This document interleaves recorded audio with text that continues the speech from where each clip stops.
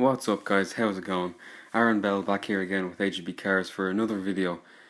This time we are doing some analysis on the Malaysian Grand Prix of 2015. And I would like to remind you that if you find this video in any way informative or enjoyable, please hit that like button down below and also subscribe to the AGB Cars channel to stay up to date with all the new videos coming out. I will be doing analysis videos in every race of the 2015 season, as well as previews for every race, and also videos on F1 news in between. So, getting into the action from Malaysia, I would first like to say, wow, after this race, I was pretty much speechless. It was the best Formula 1 race in a long time, and it was also a very important race for the sport, and also quite a momentous day in terms of stats. So, well, Sebastian Vettel won the race for Ferrari, and this was something that I certainly did not see coming. Before this race weekend, I expected a 1-2 for Mercedes, as we've seen for the past multiple races. I didn't expect this track to be any different, as last year Mercedes were just as quick here as anywhere else in the year. But there we go. Ferrari in practice looked very strong. Sebastian Vettel got very close to Lewis Hamilton in qualifying. He was only 700ths away from Hamilton's pole lap, and then in the race we know what happened, which is fantastic in a way for Formula 1, as it shows Mercedes have finally been brought down in terms of pure race pace, because last year they won 16 out of the 19 Grand Prix, and the 3 of the Grand Prix that they lost were all down to reliability issues. But here, Sebastian Vettel bet the team on pure pace and also a bit of smart strategy from Ferrari. But yeah, a very momentous day, and it was also Vettel's 40th Grand Prix win, and it was the first time we heard the German and Italian anthem after the race since Vettel won the race in Monza 2008 with Toro Rosso, which was of course his first ever win, and was also in the wet. And the last time we heard that before, the last time we heard the German and Italian anthem before that was China 2006, of course, the last time Michael Schumacher won a race. And then again, Michael Schumacher was something very present in Sebastian Vettel's mind, because of course he's trying to do to Ferrari what Michael did all those years ago, and so far anyway it certainly looks like it's working quite well. So yeah, Sebastian won this race on pure pace, and it was by 8.5 seconds. So how did he do it? Well, at the start of the race he was second to Lewis Hamilton. Lewis Hamilton got off in the lead, Vettel was second, Rosberg was third. Rosberg started to fall away from the leading two, but Vettel was able to stay on the back of Lewis Hamilton. And then on lap 4 we got a safety car thanks to Marcus Ericsson, who spun his Sauber in turn 1.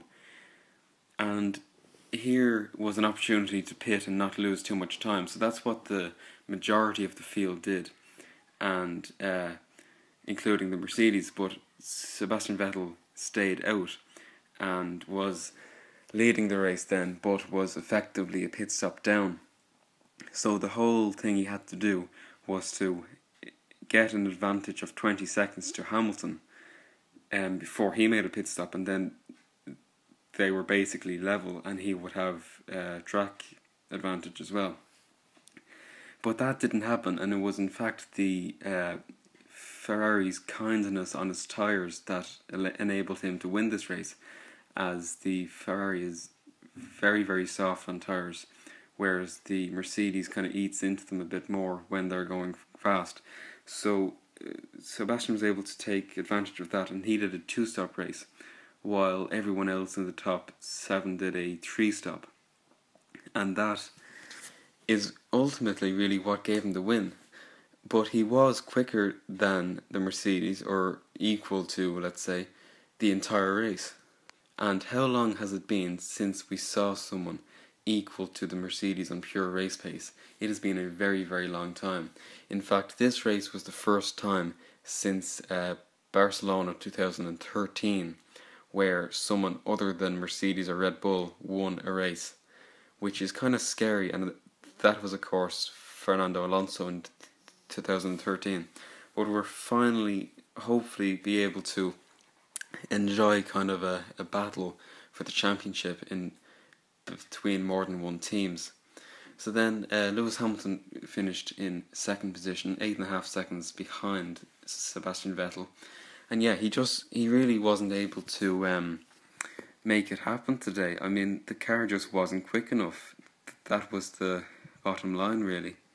Nico Rosberg then as well, who finished third, again wasn't able to really challenge the Ferrari at all.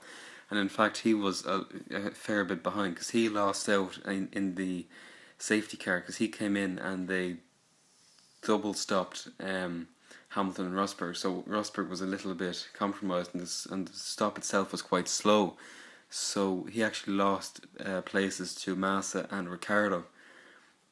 But then, of course, the Mercedes was able to pass them quite easily on the track, which was the top 3 then, Vettel, Hamilton and Rosberg.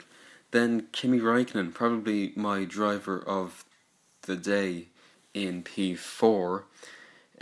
He was 53 seconds behind Vettel, but this is taking into account a puncture that he got on lap 1. This was from contact with Felipe Nasr's Sauber. His left rear tyre exploded pretty much on the track, and he had to limp around a whole lap, and it was at the very start of the lap, so it was a whole lap he had to make round on 3 wheels effectively. So he lost a hell of a lot of time there. He did gain a bit back with the safety car, which bunched the pack up a bit, but he wasn't on the end of the tail. He wasn't in the queue effectively when the safety car came in, so he didn't really gain much an advantage from there. But he had an astonishing race then. He fought his way up the entire grid from last and finished 4th, which it shows how really, really strong that Ferrari is, and that they have 2 incredibly strong drivers now who will be able to get the best out of it. And if Raikkonen hadn't have had those issues, he could easily have been up there fighting for a podium with Hamilton and Rosberg, possibly even challenging Sebastian Vettel, but of course we will never know what really would have happened. Then the best of the rest, I suppose, has to be Williams, and it's the field is really classed now into a number of groups. We have the Mercedes and the Ferrari up at the top. Then we've Williams as a kind of third best, but out on their own. Then Toro Rosso and Red Bull are pretty even, and then we'll go down to Saubers and Lotus, and then under them we're probably Force India and McLaren even lower. So Williams are kind of, they have lost ground to Ferrari over the winter, because of course they beat Ferrari in the Constructors' Championship last year.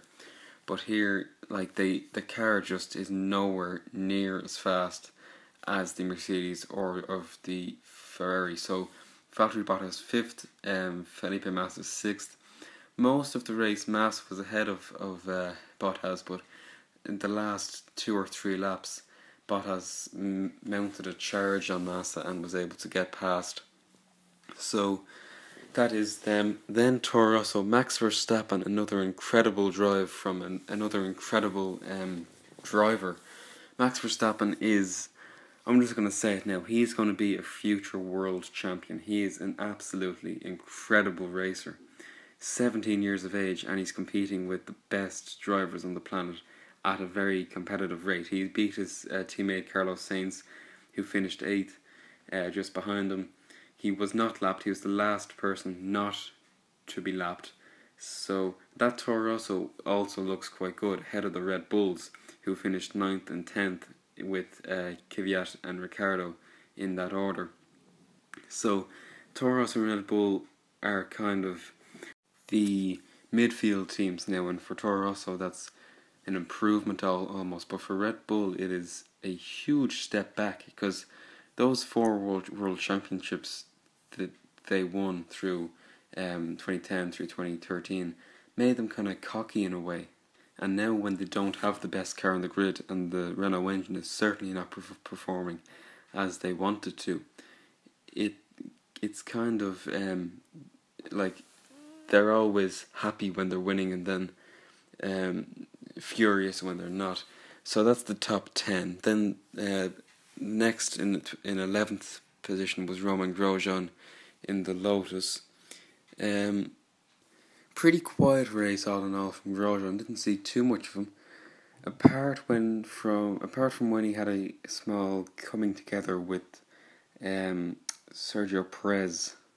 But it was just kind of a miscommunication, I suppose. But Sergio Perez was penalised for it. Then we got down to Felipe Nasr in the Sauber. Also pretty quiet race, didn't see too much of him. The Sauber was not showing the same sort of form as it was in Melbourne. I'm not really sure why.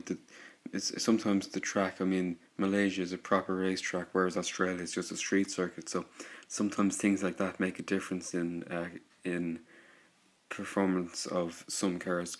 Then the 2 Force Indias were 13th, 14th, with Sergio Perez ahead. They finished together almost, together. Hulkenberg also had a small incident with Kvyat. It was deemed Hulkenberg's fault, and he got a stop-and-go penalty along with his teammate. So not a great race for them. But then in 15th position, one of the more upbeat stories of the afternoon, Roberto Merhi in the Marussia. I'm still not quite sure what to call it, but he finished the race, albeit 3 laps down, in 15th place. He was last of the finishers, but it is great to see that they have the capability and reliability to finish races. Those then who did not finish were Pastor Maldonado, who he stopped on lap 50 with only 6 laps left. He had a puncture at the start of the race, and then also a stop-and-go penalty for speeding behind the safety car. But he was forced to stop then on track at lap 50, which means that Maldonado has not finished one Malaysian Grand Prix in 5 attempts. He has either crashed or had reliability issues or something every single time he's been in Malaysia. So there you go. 2 McLarens then, Jenson Button and Fernando Alonso. Fernando stopped on lap 22 with a technical issue, and then Button was lap 44. But when they were on the track, they did show some kind of potential, I suppose. They were kind of in the mix with other cars, with the Force Indias and so forth, who were, well, the next worst, I suppose. But not, because Fernando even passed one of the cars.